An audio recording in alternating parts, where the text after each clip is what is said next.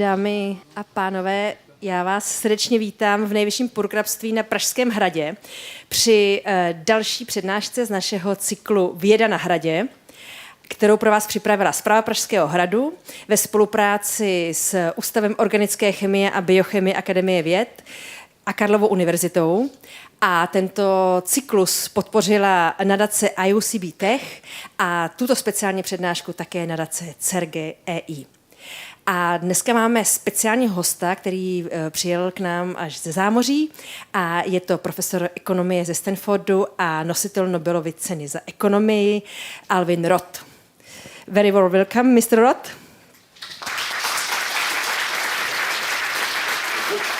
A just a second, because já bych poprosila profesora Štěpána Jurajdu, který zde bude tak laskav a pana profesora trošku blíže představí. Děkuji. Well, thank you very much. And it's a great pleasure and honor, of course, to be able to introduce Al Roth, the 2012 Nobel laureate in economics. An honor and pleasure which is marred only by the minor fact that I have no business introducing Al. As a labor economist, I've never done any work in auction theory or market design. But I had the great pleasure of actually having Al teach me game theory in the early 1990s at the University of Pittsburgh before Al moved on to Harvard and Stanford. And I still remember that course is the most fun I ever had in classroom. Still, yeah. Now, Al is a pioneer of market design, one of the fathers of experimental economics. He worked in bargaining, learning in games, auction theory. 230 papers, 60,000 citations, 20 patent citations. But more importantly, Al exemplifies, personifies the motto of economist as an engineer, the title of his 2002 Econometrica paper. And what I mean by that is that Al combines deep theoretical insights, cutting-edge research, with deep engagement with communities outside of economics. And as a result, his research translates into real impact on people's lives. And so his work has made many people's lives quite a bit better, both in terms of health and happiness and prosperity in terms of education, because we economists know education has causal impacts of that sort. Now, Al is still at it. Last year, he published 8 papers, which, for those of us who should be publishing every year, it's a large number, both in health and econ journals, including a top 5 JPE experimental paper on regulations of transplantation centers, which suggests that the regulation that is currently used actually creates perverse incentives for both the organ procurement and the efficiency of transplantations. So it's just, again, a complete and utter delight to welcome Al, and thank you so much for coming.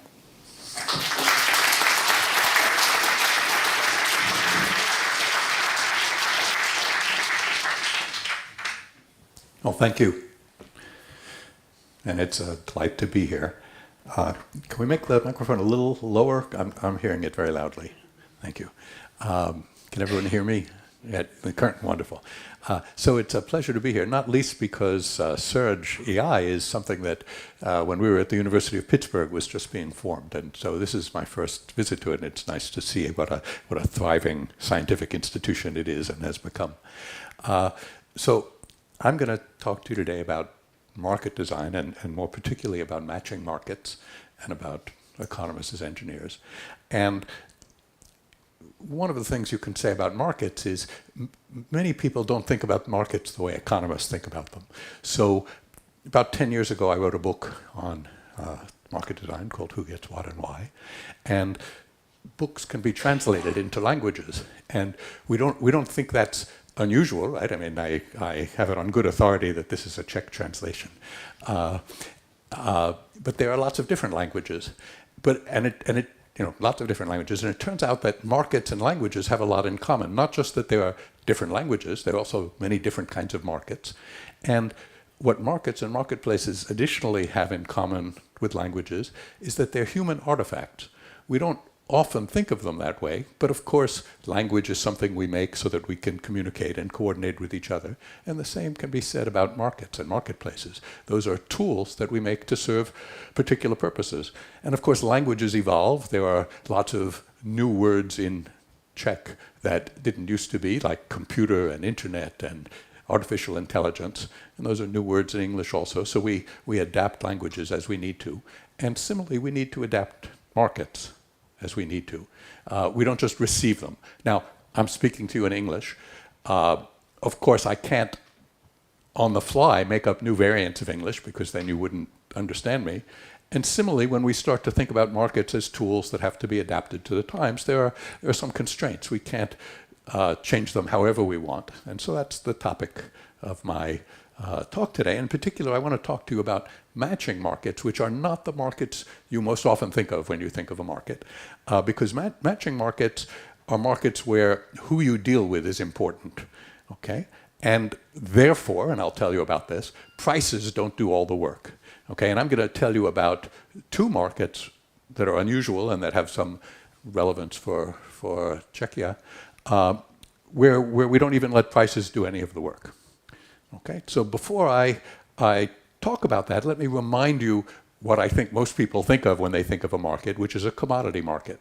So here's a picture of the New York Stock Exchange, right? A lot of trades on the New York Stock Exchange are now electronic, but there's a big building, and people used to come to the building and trade with each other securities sold on the stock exchange. And in a commodity market, you don't care who you're dealing with. If you want to buy 1,000 shares of Microsoft, you don't care who you're buying from. You don't worry whether they took good care of those shares when they had them. And they don't care who they're selling to. They won't worry whether you'll take good care of the shares. All that matters is the price. And the job of the commodity market is to find the prices at which supply equals demand at each moment for each security that's being traded. Okay, so you're not developing a relationship between the buyers and sellers. Okay. And similarly, if I want to buy a car, Skoda will sell me any car I want if I can afford it. Okay, so they don't care who I am. I might care who they are if I particularly wanted a Skoda, but they don't care who I am. I can come with sufficient money and they sell me the car. Okay, but matching markets are markets that don't work that way. Even when prices are important, they're not the only thing that matters, because in matching markets matching markets are the markets in which you can't just choose what you want, even if you can afford it. You also have to be chosen. Okay? So just incidentally, you can't just choose your spouse, you also have to be chosen. And there are lots of markets that work that way. Okay? I teach at Stanford, and you can't just decide to study at Stanford, and you can't just decide to study at CERGI, at Charles University. You have to be admitted. And you can't just tell Google or Skoda that you're showing up for work. You have to be hired. And Stanford can't just decide who its students are either. We have to offer you admission on attractive enough terms and be an attractive enough university that you'll decide to come to us instead of University of California at Berkeley. So these are markets that are a little bit like marriage. You can't just choose who you want. On either side, you have to be chosen also. And labor markets are like that in general. And of course, university admissions and also school admissions to a certain extent are like that. And just like marriage, a big part of marriage markets is courtship. You need to gather information and find someone who you want to marry who also wants to marry you. Okay, so that makes it important who you are dealing with. Matching markets involve relationships of some sort. You don't make, CERGI doesn't hire its new assistant professors by lowering the wage until just enough economists want to come work there, although it may seem that way sometime. But they make offers to particular people. And they make offers at different wages. So it's not that wages aren't important, but the relationship, the match is important. Okay, so I'm going to tell you about different matching markets these days, and I'm going to try to be aware of oh no, I already turned off my phone. I can't be aware of the time that way. I'll just try to be careful. One of the kinds of matching markets you might be familiar with are actual dating markets, right? Markets to make, romantic matches and sometimes marriages. And here's a graph that talks about how American couples have met each other over the years, right? So to get to the surprising thing first, now when you ask American married couples, how did you meet? The modal answer is we met on the internet. But this graph actually tells a complicated story about the evolution of American society, because in 1940, the answer to that question was friends. Let's see, we've got met in primary or secondary school, right? That's right up there here. And where am I? Neighbors? Yeah. Family. Okay, family. Thank you. So, meeting in primary school, in 1940, Americans were much less mobile than we are now. So it didn't mean that you became romantically involved in primary school. What it meant was there was some cohort in your town of people around your age growing up, and when you got to high school and started to date, the people you knew were the people who had been in second grade with you. And as you approach high school graduation, you married each other. Okay? So friends have remained important, but other things have come and gone, like meeting at work, things like that. So that's not my subject today, but studying matching is a way to illuminate a lot of important things that happen in the world. Okay? Now, there's new kinds of matchmaking going on in the world now. I'm going to tell you a little bit about transplants at the bottom there. But think about Uber and Airbnb, which are both markets that I know are active in Prague.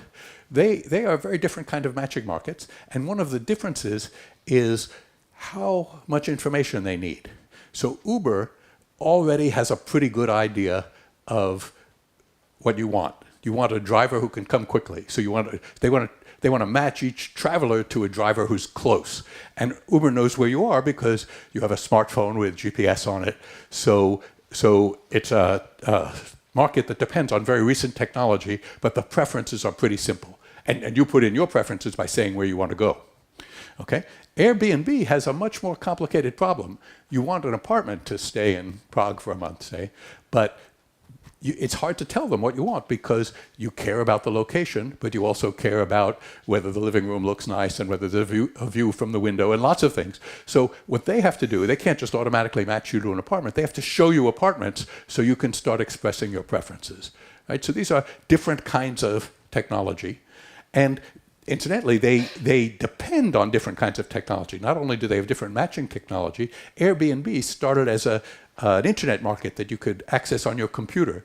But Uber couldn't be a marketplace until the smartphone was invented because you're out on the street and you need a car and you have to be able to communicate to Uber where you are.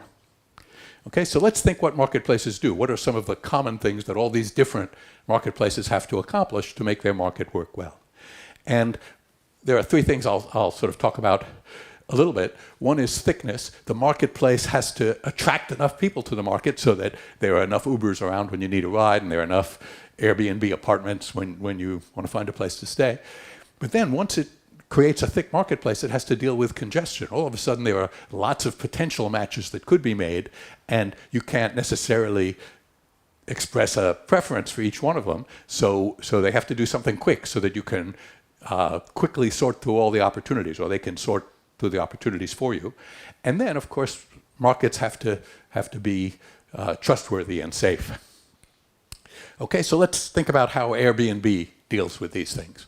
Okay, so initially there weren't a lot of apartments available on Airbnb.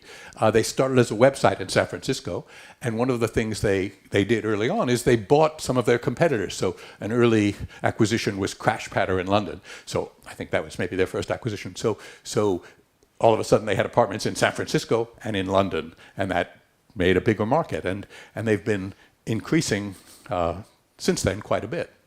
Now, to the point they've been increasing where their competitors are now big hotel chains. But big hotel chains have an advantage that early Airbnb didn't have, which is dealing with congestion. And Airbnb had a real congestion problem, which is that there were lots of apartments, And it was hard to reserve one because you might try to reserve one and fail. That is, several people would try at the same time to reserve the apartment. They would give the reservation to someone else, and then they would say to you, I'm so sorry, and now you would have to try again. So think how hard it would be to get a hotel room at, say, the Four Seasons Hotel in Prague. If hotels worked that way, what would that mean? You'd call up the Four Seasons Hotel, and you'd say, I'd like a room for Friday. And they'd say, which room? And you'd say, oh, okay, how about room 421? And they'd say, I'm so sorry, that room is taken. And then they'd hang up, and you'd have to call back, and you'd say, how about room 422? And they'd say, oh, sure, we're available on Friday. That was Airbnb's problem. Each owner might own just one property. And so you would say, I want to be in Prague on Friday, and you'd have to ask one apartment at a time. So what Airbnb did is they started to automate the confirmation process. If you had a good enough reputation, hosts could sign up and say anyone with a good enough reputation on the site can automatically have my property when it's vacant. And as soon as you applied for it, it would stop appearing on my app. So there wouldn't be a long queue of people. You would only have one person waiting at a time in case you were still looking at each person. So the response time got faster and the success rate got much better. And that's why Airbnb is today a competitor of hotels. And of course, there's and that's the thing called instant booking, that sometimes you can, if you have a good enough reputation on Airbnb, you can just automatically be accepted. And of course, there's this issue of trust and safety. You're going to go stay in someone else's apartment, and they're going to have you, a stranger, come and stay in their apartment. You know, there's some American comedian who makes jokes about the fact that when we were children, we were told not to get in cars with strangers, and now we take Ubers, and not to go into the homes of strangers, and now we go to Airbnb. So they have to do a lot of work to make sure that you're not an axe murderer, and that they are not an axe murderer, and that furthermore you've been in people's apartments before and not ruined them. And that's why all these mechanisms about reputation come into play. Okay, and so if I wanted to stay a month in Prague, I could be offered a bunch of rooms. Okay, so I'm going to tell you about some markets and marketplaces. Let me take a moment. I'm sometimes going to speak casually about markets and marketplaces as if they were the same thing. But mostly what I'm talking to you about is the design of marketplaces, okay, that have particular market mechanisms that help a market to work by helping it become thick and deal with congestion and be trustworthy and safe. Okay, so even when I say markets, I mean there's an underlying market that we're trying to serve, but often I'll be talking about the marketplace, but I'll sometimes be a little casual about that distinction. Okay, so I've worked on some labor markets and but I'm not going to talk to you about labor markets today, except I've already mentioned that they're matching markets. What I'm going to talk about are school choice systems that I've worked on in the United States and kidney transplants. And both of those are interesting for me to talk about to you here in Czechia because on the one hand, in many places that don't have recently redesigned school choice systems, school choice is pretty complicated. And my understanding is that's a little bit true here in Prague. And I also want to talk to you about kidney transplantation, and it turns out Czechia is quite progressive in many aspects of kidney transplantation. So it's a pleasure to be here and help you celebrate that. Okay, so let me start with school choice, and I know very little about Czech school choice, except that it's still complicated, and I'll tell you how school choice used to be complicated in some American cities with which I've worked. When I say American cities, we organize schools by municipalities, okay? And there's not a national curriculum. Really, schooling is very local in the United States. So I'm going to tell you mostly about New York and Boston, which are the first two school systems I helped with revising their mechanisms, okay? Now, remember what markets have to do. They have to, so first of all, in municipal school systems, public schools, you can't buy your place into the best kindergarten. You have to somehow be assigned a place through a matching market. Okay, there's the law, not kindergarten, but the law requires students, starting in first grade, to be in school. So public schools are free. There are also private schools they interact, but I'm not going to talk about that today. Now, making the market thick is not a big problem. When the law requires everyone to go to school, then there's a big market for going to school. So I won't worry too much about thickness. Where it comes up in school choice is when you have different varieties of schools, getting them all to participate in the same admissions process, and that can be an issue. But congestion and safety of dealing with the assignment system have been big problems. And there's also questions of information. And one of the reasons we want school choice is that parents have some information about what schools would be good for their children, and we'd like to use that information in the assignment process. They don't always have great information, but if you can't get from them their information about what schools they want, you have trouble giving them what they want. Okay? But not every school system makes it safe for families to share the information with the municipality about which schools they want.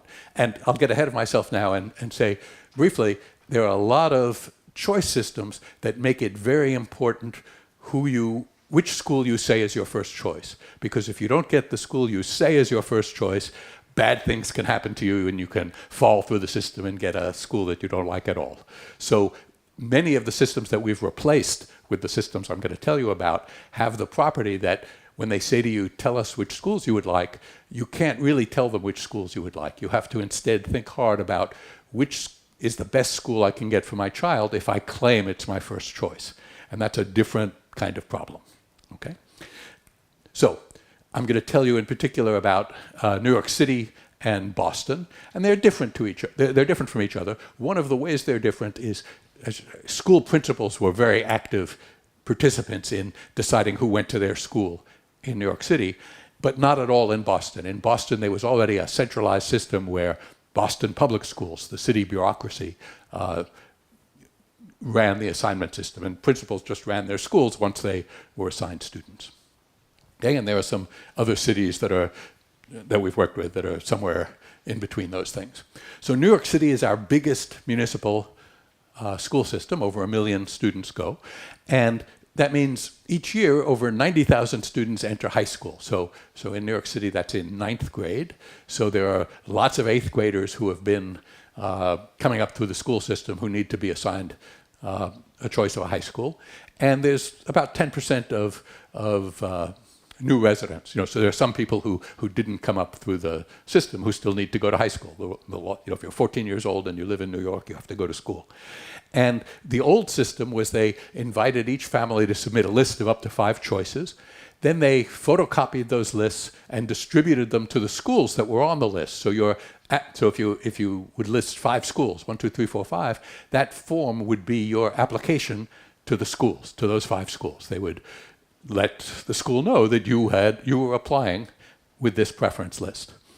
And the schools independently made offers, although the offers the letters were sent out centrally. And only about 40% of the students got initial offers, and the rest were on waiting lists. And about 17,000 of those students got multiple offers.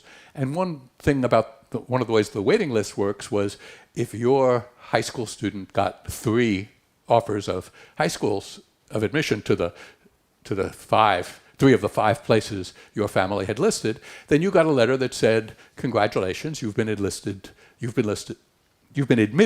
to high schools 2, 3, and 4 on your list.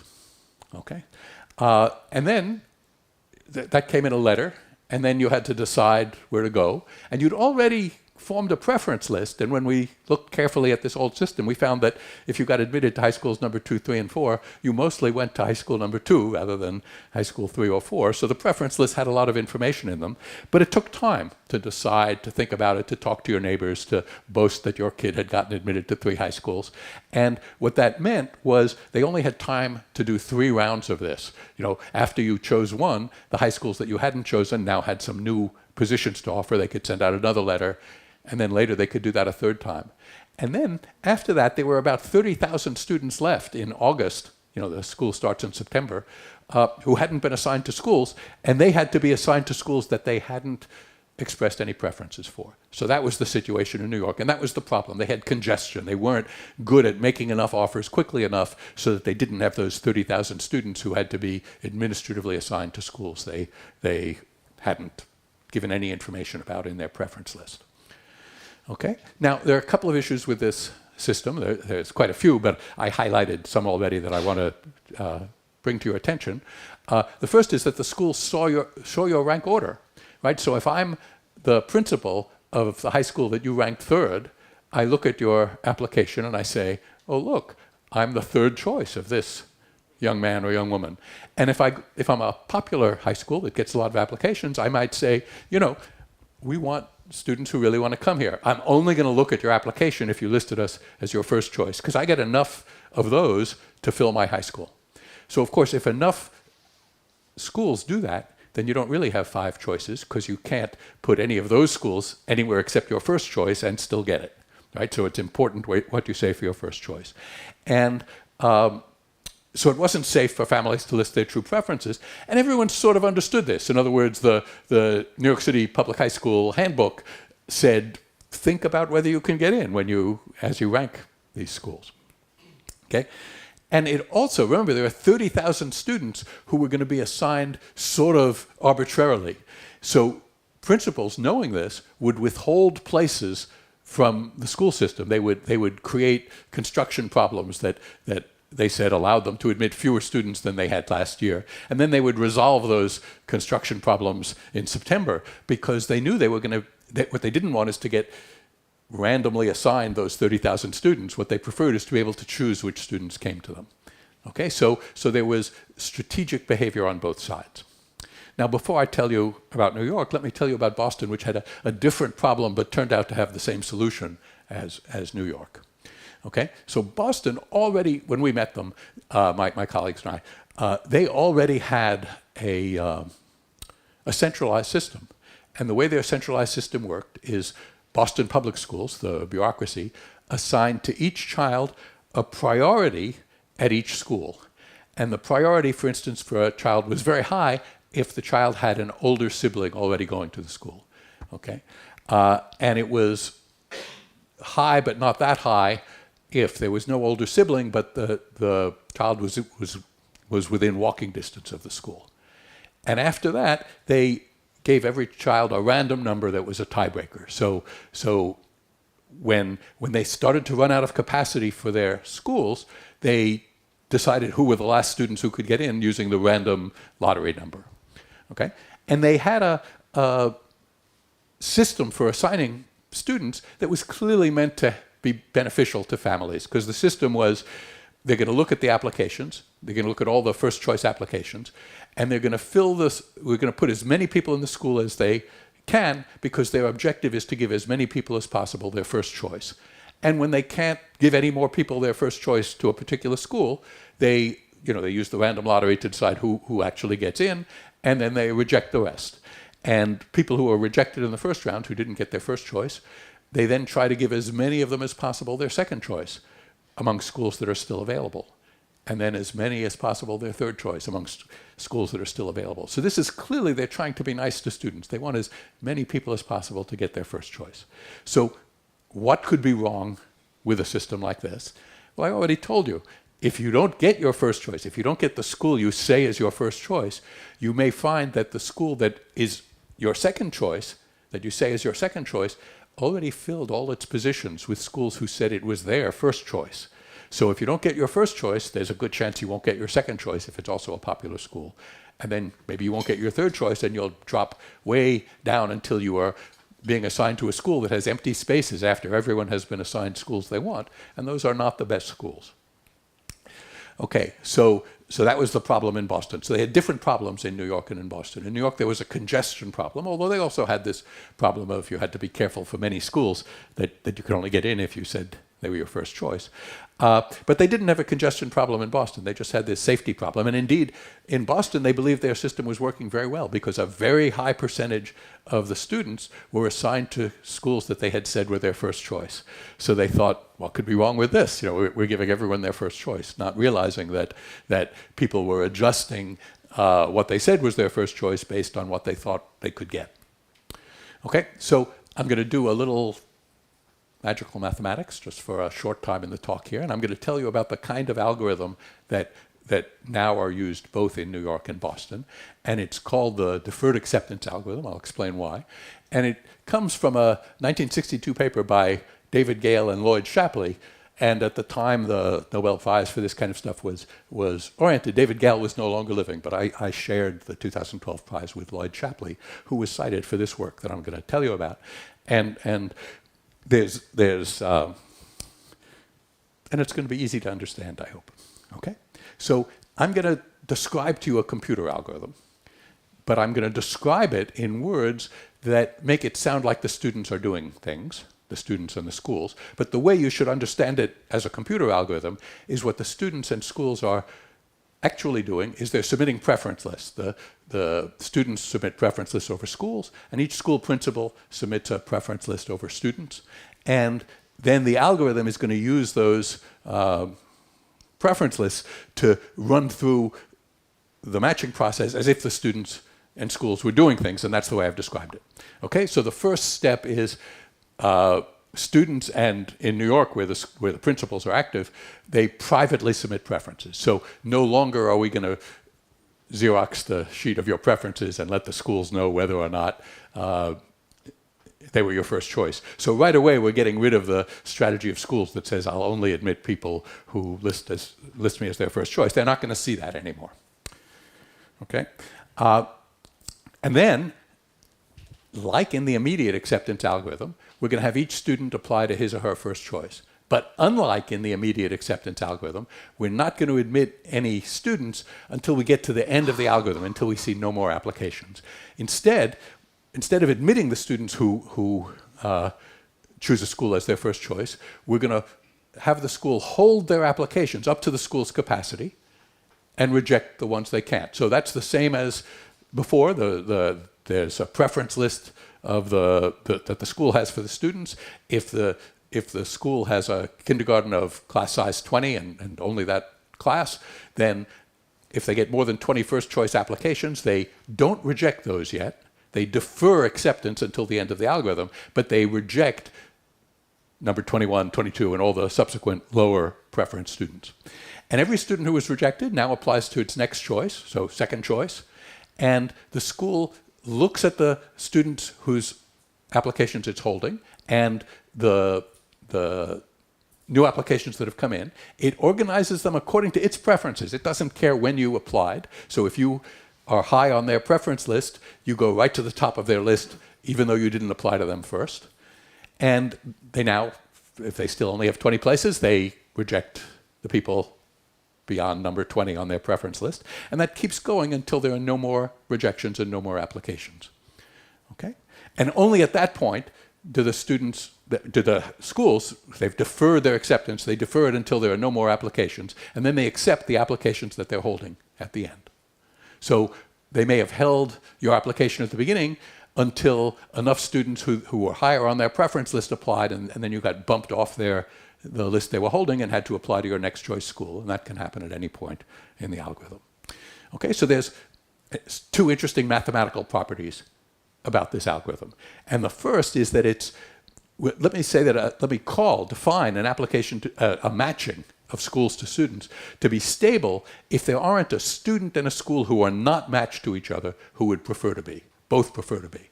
So let me now explain to you why this always produces a stable matching with respect to the preferences that were stated. And when I say always, I mean no matter what those preferences are. So the input to this algorithm is going to be preferences from students and from schools, and I claim that it's never going to be that when we finally get the acceptances of students to schools, so now we know which students will go to which schools, it's never going to happen that a school and a student would both prefer to be matched to each other than someone who they were matched to. Why is that? Supposing I'm a student in this algorithm, and I end up matched to my third choice school. So I would, of course, prefer, if I've told the truth about my preferences, which I'll tell you about in a minute, I would, of course, prefer my first choice or my second choice to my third choice. But they don't prefer me. Why is that? Well, how did I get to my third choice school? First, I applied to my first choice, and they rejected me when they filled all their places with people they liked better. And then I applied to my second choice, and they held my application until they filled all their choices with people they liked better. And then I applied to my third choice, which accepted me at the end. So I would prefer to go to my first or second choice, but they don't prefer me. So the outcome is stable. There are no pairs. And you're going to see that's important in New York. There are no people coming trying to get into a school that the principal would prefer to have than the people he was assigned. Okay? And the second mathematical result I want to tell you about is a little harder to prove verbally, but it says it's safe for workers to, I say workers because sometimes they're labor markets, safe for students to state their true preferences. Okay? And the reason that's true, let me just give you an intuition for that. Remember what made the Boston system or the old New York system where some schools cared whether you listed them as their first choice. What made them dangerous to participate in was if you stated as your first choice a school that filled all its positions with other people who had stated it as their first choice, then you lost out on a lot of opportunities. But in the deferred acceptance algorithm, if I get rejected by the school I said was my first choice, when I apply to the school that says is my second choice, if they like me, if I'm high on their preference list, they're just as glad to see me as if I had applied to them at the first choice. So no harm comes to me from applying to them late. My probability of getting into each of my choices is, having been rejected by the higher ones, is just the same as if I had listed them first. Okay, so it's safe for people to state their true choices. Okay, now in the first year of operation, the big effect for New York was this solved congestion problems. That is, computerized systems, among other things, are fast, and so instead of 30,000 students who had to be assigned administratively, only 3,000 students had to. So we more successfully assigned students to schools that they had expressed some preference to. Okay? And that's a complicated story because we also let them give long lists. So there are a bunch of things to that. But another thing which has to do with stability is each year in the first several years, the results improved. And what I mean by improved is in 2004, the first year of operation, 34% of students got their first choice and 16% got their second choice. And the next year, with no change in the algorithm, more students got their first choice and more students got their first or second choice and more students got their first, second, or third choice than before. And that happened again in the third year and then sort of leveled out in the fourth year. And it's been many years since. And what's going on here? Well, remember, the principals used to withhold places because they knew they weren't getting a stable match. They would be students who they wanted who also wanted them, and they wanted to have seats available for them. So it took them 3 years to learn that that was no longer true, and that now they would get the best students they could if they showed all their places to the centralized mechanism. Okay, so there's benefits of various sorts when you start to have a good school choice system. So that they were no longer being withheld.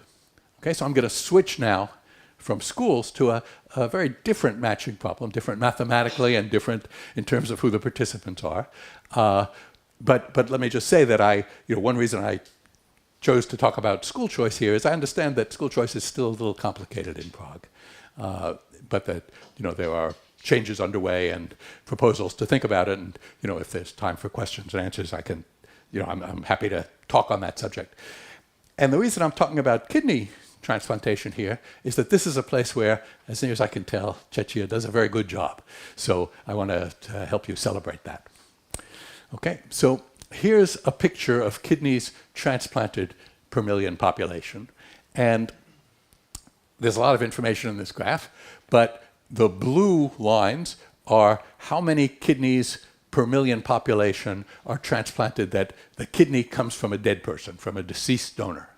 Okay, and so I'm not mostly going to talk about deceased donation today, but that's a complicated process, and one reason there aren't enough deceased donor kidneys is that it's not everyone who dies, almost no one who dies in a way that makes their organs available for transplantation. Loosely speaking, you have to die in a hospital on a ventilator so that your organs don't lose oxygen when you stop breathing. So that's the blue. And the orange lines are transplants per million population from living donors. And kidneys are a little bit special. They're quite a bit special, but one of the reasons they're special is healthy people have 2 kidneys and can remain healthy with 1. And so a healthy person can donate a kidney, a live donor kidney, to someone who needs one. And so if there's someone you love who has kidney failure, which is a deadly disease, there's some chance that you turn out to be healthy enough to donate a kidney and you can donate it to them. Okay, there's also, as I'll explain, sometimes you're healthy enough to donate a kidney, but you can't donate it to the person you love because kidneys have to be well matched. But anyway, here's what you see is that Czechia is pretty high in this ranking of kidneys per million population. If you look at total transplants, the US is the highest. Actually, this is probably 1 year out of date. Post-COVID, Spain is higher than the US in deceased donor transplants per million population, but the US is still highest. And Czechia is quite high. Okay, mostly you do deceased donor transplants here in the Czech Republic. Okay, and so you've got a population of around 10 million, and so does Israel, and that's going to come up. So I've marked them too. But China and India, which are very big countries, they have very low rates per million population. But size matters, and if instead of looking at kidney transplanted per million population, we look at total number of kidney transplants, then the US is first with a population of 330 million. China is second and India is third, both with populations of about 1.5 billion. Brazil is fourth with a population of 210 million. Czech Republic and Israel, remember they're actually both pretty successful, but they're very small. They both have population around 10 million, so they don't do many transplants total, right? Okay, now when economists, so let me give you some numbers. I don't know the Czech numbers, but in the United States, about 130,000 people each year are newly diagnosed with kidney failure. So that's the incidence of kidney failure in the United States, 130,000 people a year, and we only do about 30,000 transplants a year. So that means there are 100,000 people a year who potentially could have their lives saved with a transplant who aren't going to get it. So there's a tremendous shortage of kidneys for transplant in the world, and that's also true around the world. And so there are waiting lists for kidneys, and one of the jobs of a system that allocates deceased donor kidneys is to work its way through that kidney waiting list. Other organs are different. What makes kidneys special is there's kidney dialysis, which allows patients to stay alive for a while they wait for a transplant. When economists see a long line of people waiting, many of whom are not going to get what they're waiting for, this is the kind of thing that used to be characteristic of consumer goods in communist countries. We suspect that prices aren't being allowed to increase supply. And that's definitely true for kidneys. I have here a sentence from the US law, but almost all over the world, it's forbidden to pay a kidney donor for a kidney. Okay, so the US law says it's unlawful for any person to transfer any human organ for valuable consideration for use in human transplantation. Valuable consideration turns out to be a slightly complicated legal phrase, but what it clearly meant was you can't pay someone to donate a kidney. Okay, and that's true everywhere in the world except the Islamic Republic of Iran, where there's a legal monetary market for kidneys. There are, however, black markets for kidneys, and some of them are very black. Some of them operate outside of the usual medical institutions. So there are problems in the kidney world. Okay, so years ago I wrote a paper called "Repugnance as a Constraint on Markets." And so when my colleagues and I started to think about how we could help increase kidney transplants, we thought, let's not touch this repugnance for paying for kidneys. Let's see if we can, because that'll take a long time, and people are arguing for that in the, certainly since the turn of this century and well before that. But let's find something we can make more progress on. And so remember, I said to you that a healthy person has 2 kidneys and can remain healthy with 1. But kidneys have to match. So this is not the most difficult kind of incompatibility, but here's a simple example of how the first kidney exchanges worked.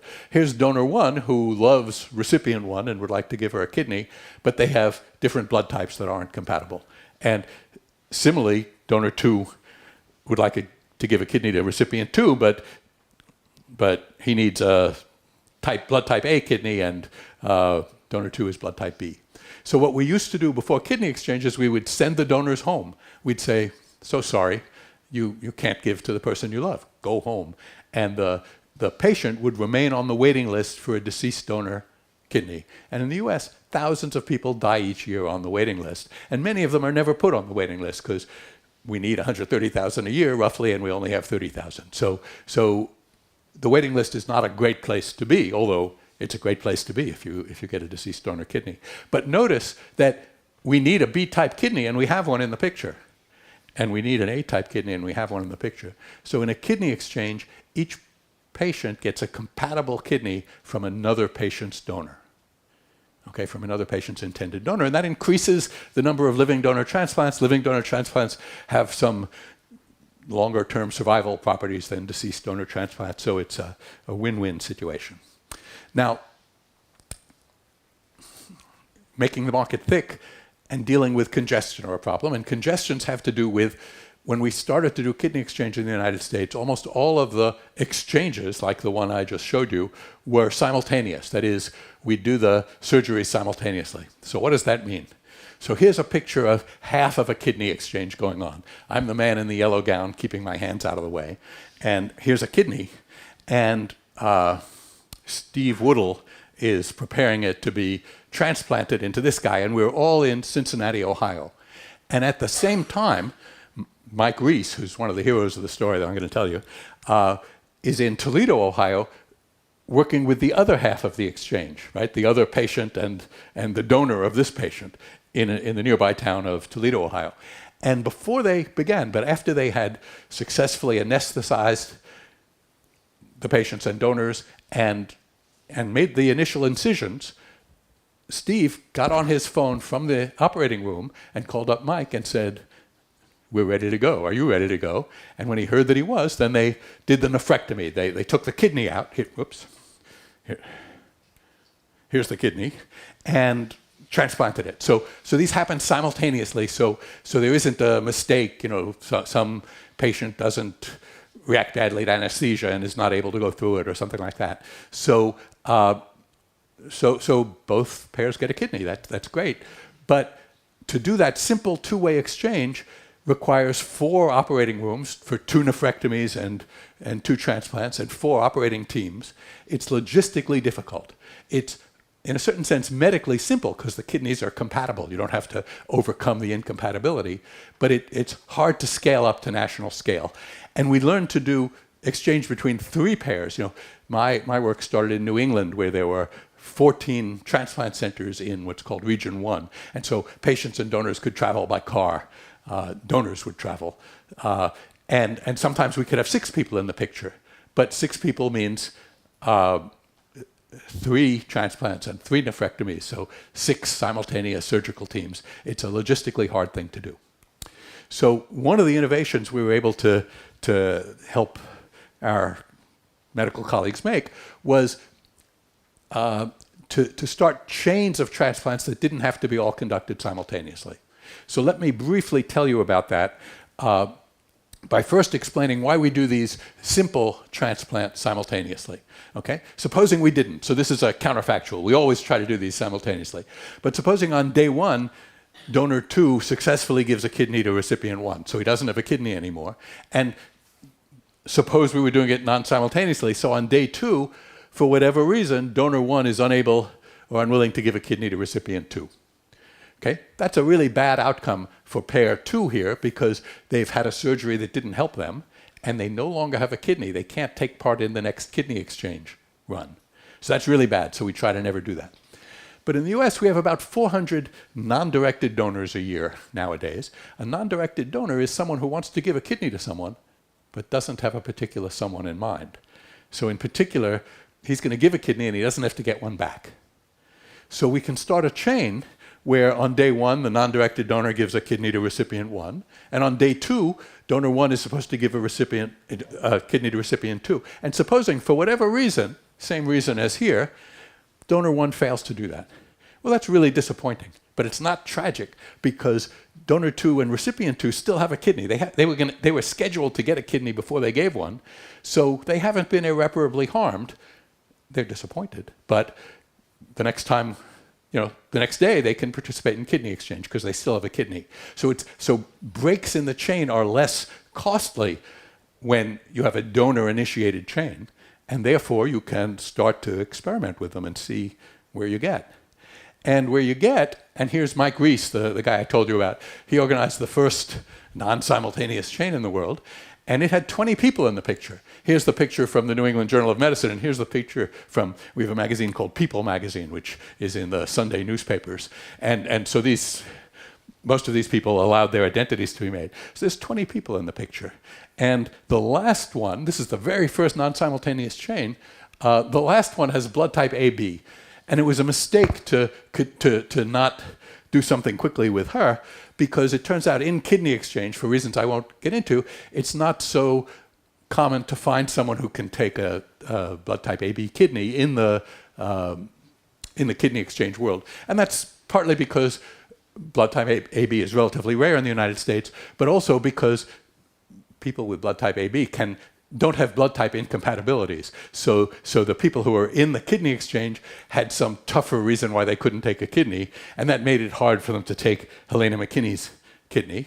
But she was game, and she waited 3 years and added another 12 people to the picture when an appropriate kidney recipient was found for her. So chains can be pretty long, and But nowadays, if we ended a chain with a blood type AB donor, we would ask her to donate immediately to someone on the 90,000 person long waiting list in the United States, because 4% of Americans have blood type AB, and so there's plenty of people who could take her kidney who are waiting for a deceased donor and who don't have an intended donor to continue the chain. Okay, but in fact, 12 more people got added in what was partly an operational mistake of ours. Now, chains can be long. Here's one that in 2012 was the longest it had been. This is a picture from the New York Times. And so let me explain why chains can be long, because it also will help me talk about why crossing international borders is helpful. Okay? Supposing chains can be long, and long is good because there are a lot of transplants in them, but it's also good because we can reach hard to match patients. So what does it mean to be a hard to match patient? Well, for some patients, the only barriers are the ABO blood type. But for many patients who are hard to match, they have a lot of antibodies to human proteins, human leukocyte antigens. And what that means is, even if you show them lots of kidneys that have compatible blood types, they can't take them because they might be only able to take 1 in 100 or 1 in 1,000 kidneys that would be compatible with their immune system. So mostly, they're never going to be able to participate in pairwise exchanges. But why are chains important? Let's suppose that each one of us in this moderately big room represents a hard-to-match patient-donor pair. So my pair is hard to match and your pair is hard to match because the patients are highly sensitized. They can hardly take any kidney. Okay? Then the chance that my pair can give your pair a kidney is very small because you guys are hard to match. But the chance that we can give a kidney to someone in the room is not so small because there are lots of people in the room. So maybe we can give a kidney to someone. Now, the chance that you can give a kidney back to us is very small because we're hard to match. But the chance that you can give a kidney to someone else in the room and that they can give a kidney to someone else in the room. So when you start to have a thick market of patient-donor pairs, you can start to reach patients who wouldn't have any chance of being reached in smaller exchanges. And of course, we're a country of 300 million people and we have, pretty relatively big kidney exchange. But even in the US, there are people who are so hard to match that we wish we could cooperate with our Canadian friends across the border. But even before recent events, the two medical systems proved hard to get cooperation. So we haven't yet managed to do cross-border kidney exchange with Canada, which would help both our hard-to-match patients and their hard-to-match patients.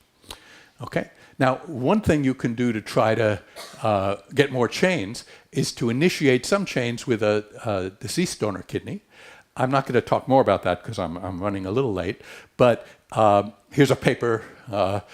Many of these papers that I talk to you about have both surgeons and economists on them, and this is one of those papers. Mike Reese is the hero of this story. In medicine, for those of you who are economists, in medicine, authors fight to be the last author. That's a very prestigious position. So in economics, we don't, we mostly do alphabetical order. Whoops. Okay. So we propose that. The U.S. bureaucracy is hard to deal with. In Italy, they've started to do deceased donor chains, and there's an economist on this, along with some surgeons. Antonio Nicolo is an economist at the University of Padua. In the US, we're not ready to publish yet, but we have so far, in complicated ways because of regulation, done 15 deceased donor-initiated chains that have resulted in 53 transplants. That is, normally when you transplant a deceased donor kidney, it's one transplant. You give it to someone on the list. But if you can go through a chain, one deceased donor can give to someone in the kidney exchange waiting list whose intended donor gives it to someone else, whose intended donor gives it to someone else, whose intended donor gives it to someone on the wait list. Okay, so you're borrowing a kidney from the deceased donor wait list, and you're returning a living donor kidney to someone who was waiting for a deceased donor kidney. So you're not robbing the deceased donor list, but all the people typically in kidney exchange are also on the deceased donor waiting list. So this is a pretty good thing if you can do it. But another good thing that you could do is you could exchange across borders, which also has lots of regulatory obstacles. So I used Google Translate on an article that I couldn't read that was in Czech, but I hope that what the headline says is that Czech doctors perform paired exchange with Israel for the first time. This is in 2019. There have been subsequent exchanges with Israel and with other places. Doctors from ICHEM and Israeli hospitals carried out this exchange. And I believe Dr. Froniak is here in the audience somewhere. And the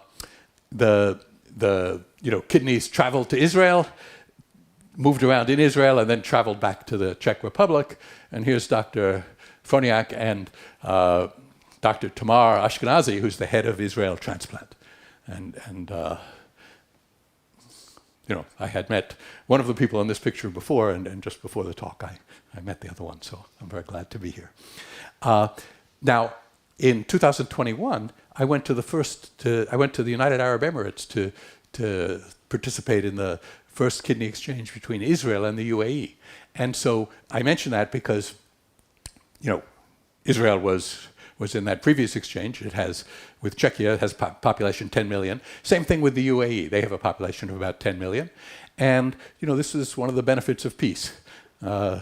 Peace can be fleeting, but one day there'll be peace everywhere. And if we could, and the story about Israel was there was this three-way exchange.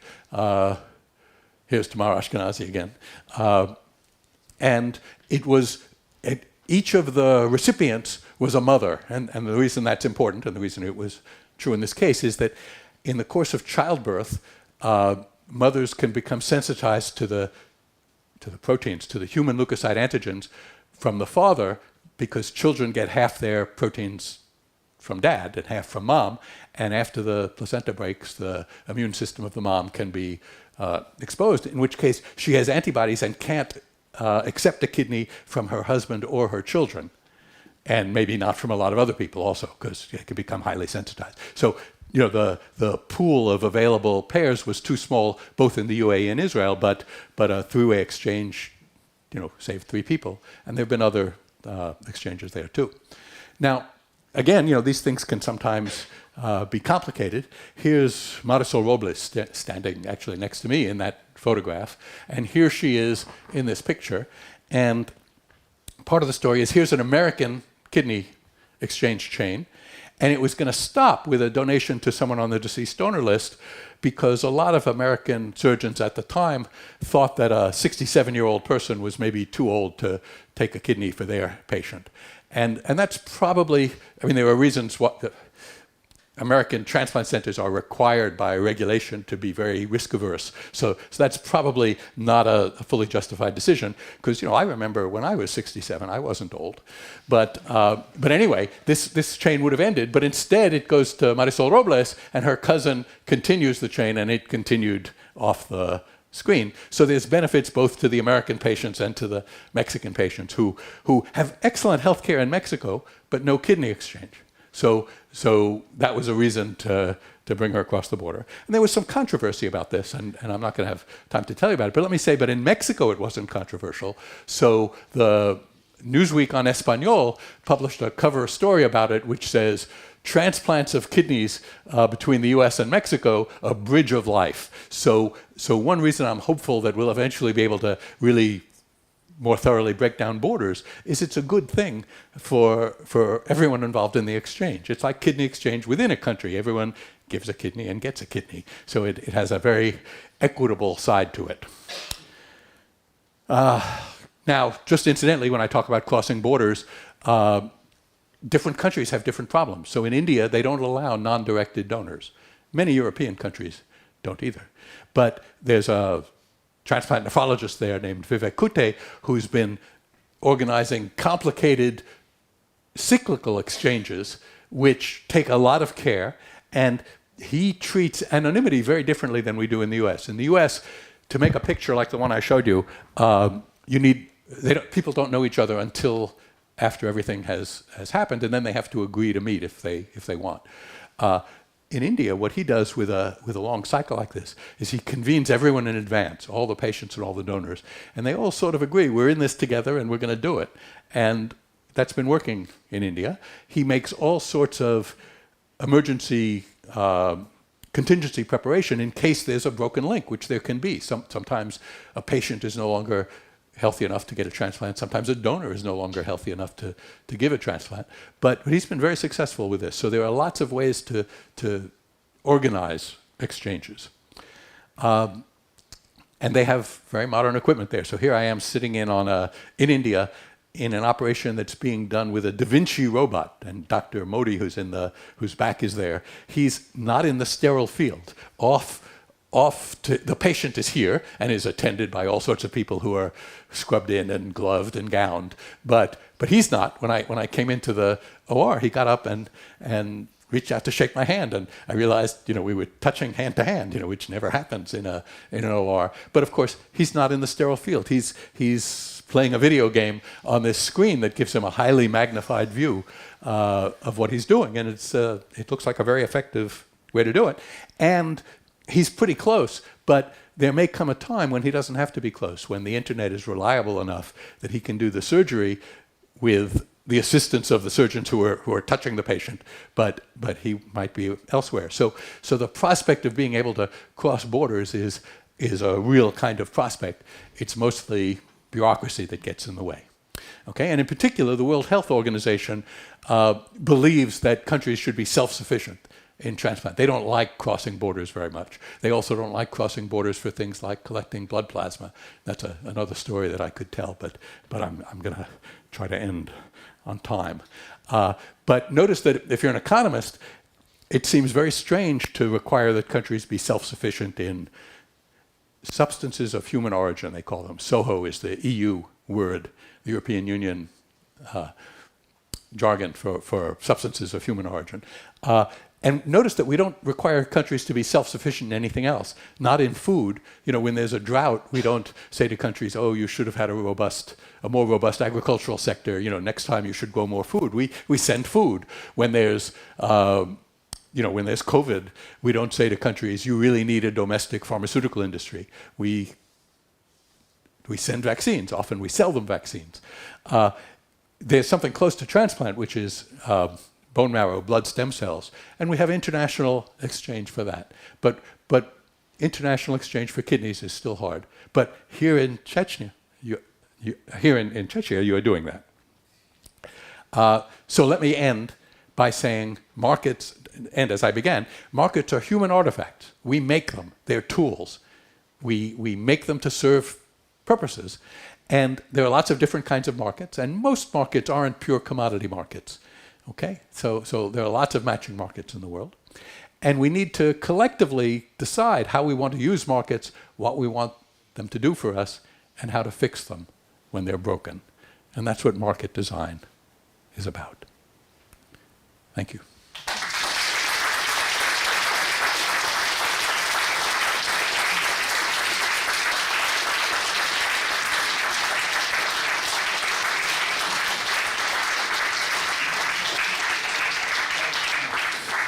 Well, thank you very much. Let's see if we have questions. There's a microphone to be passed, down the aisle.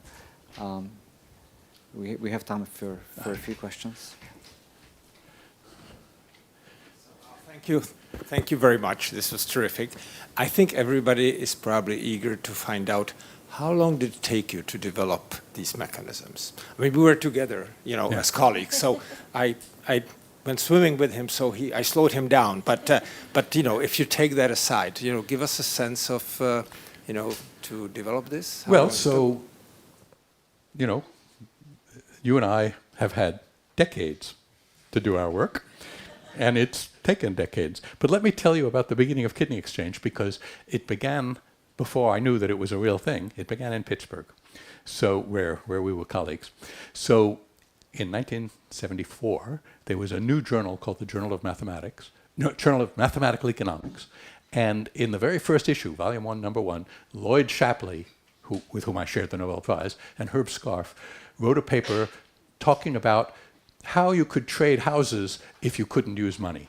And economists do this kind of thing, not because they were unaware that we use money to trade houses, but because it gives you a chance to exercise your theoretical muscles and see how things would work if we didn't have that great market design invention of money. And so I would teach this to my students in a game theory class, and they would complain, "Professor, we use money to trade houses." But by this time, I was at the University of Pittsburgh, where it was a big transplant center in the 1980s, one of the biggest in the world. And so to keep everyone calm, I would say, fine, kidneys. And so I started to develop lectures and apply the theory we started to have for kidney exchange, never thinking it would be a real thing. So that's in the 1980s. And then in 1998, we moved to Boston. And in 2000, there was a kidney exchange in Rhode Island Hospital. And it was in the newspaper. And I remembered, I have a lot of class notes about this. And so we wrote a paper, Typhoon Sunmez and Utku Undra and I, we wrote a paper specifically addressing the problem of kidney exchange. We sent it to all the kidney surgeons whose email addresses we could find. And only one responded, but he was my Harvard colleague, and we helped him found the New England program for kidney exchange. So 2 decades at least.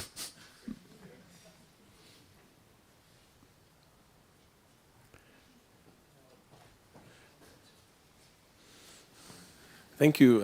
You were talking about how long it took for the principals to change their strategies to actually have an efficient system.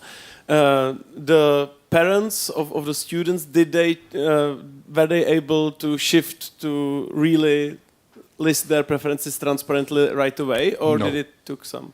No, it took some time. So the first year in Boston, we helped them with this new algorithm, and they sent home some backpack mail to students, to their families, and they had these things called family information centers that were meant to describe the schools and the whole process.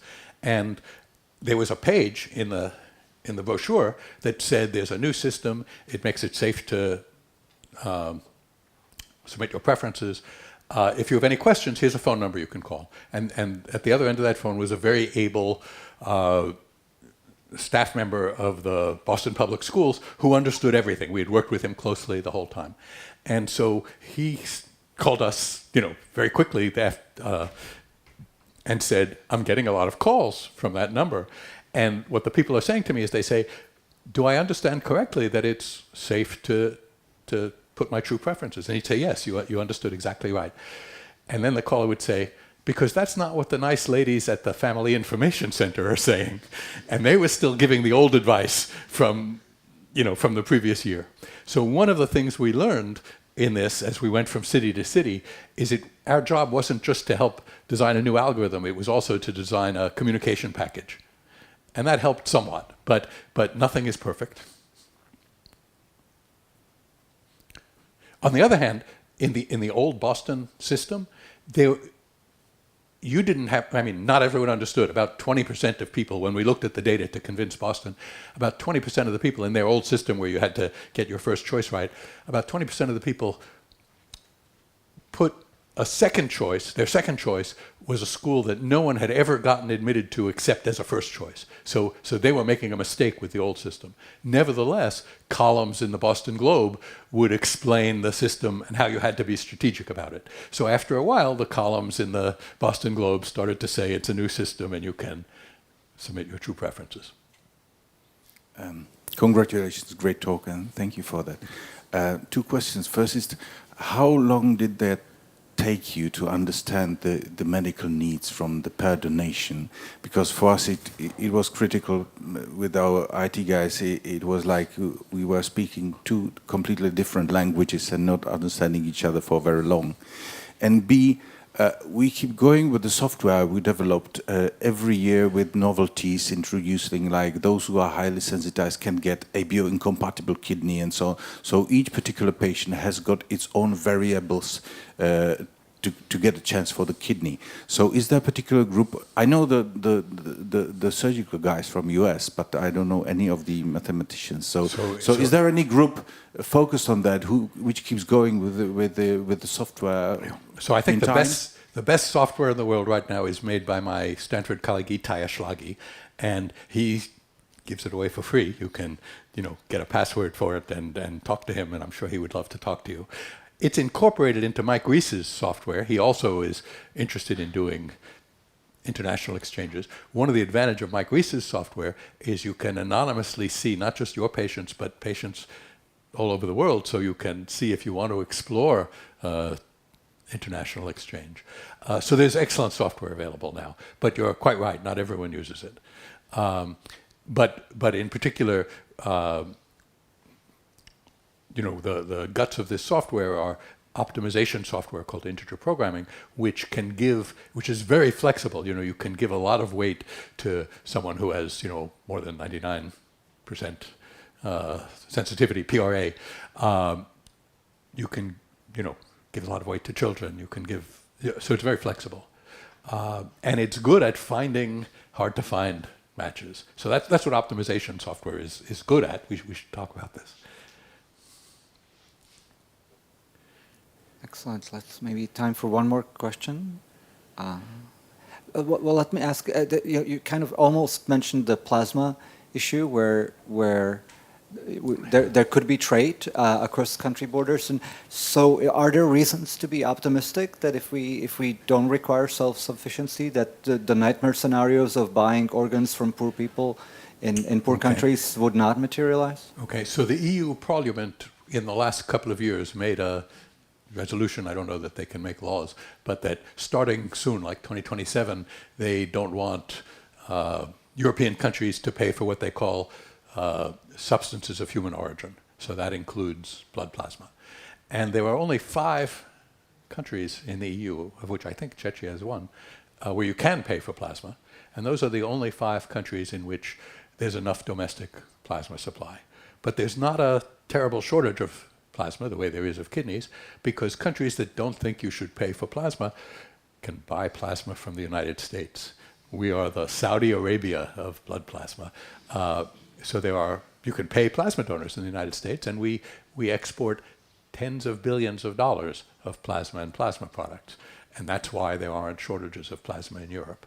So in the US, we have pretty strong rule of law and capable regulators. Everything is subject to change now, but we haven't had a disaster. It's not that there are black markets in the U.S. for plasma. It's not that the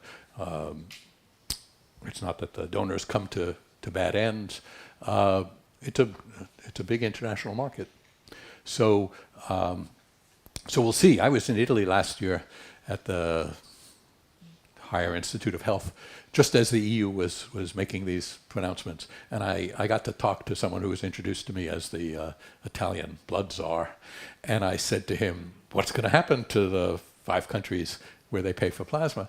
And he said, oh, nothing's going to happen. They're just going to change the language around the payments they make. Instead of saying we're paying for plasma, they're going to pay for time and effort and inconvenience. And they'll keep paying the same, so they'll be okay. And the rest of Europe may continue to buy from the United States. Well, on that optimistic note, before we thank, I'll just mention that we can continue informal discussions in the room in the back, downstairs. And thank you so much, Al. Thank you.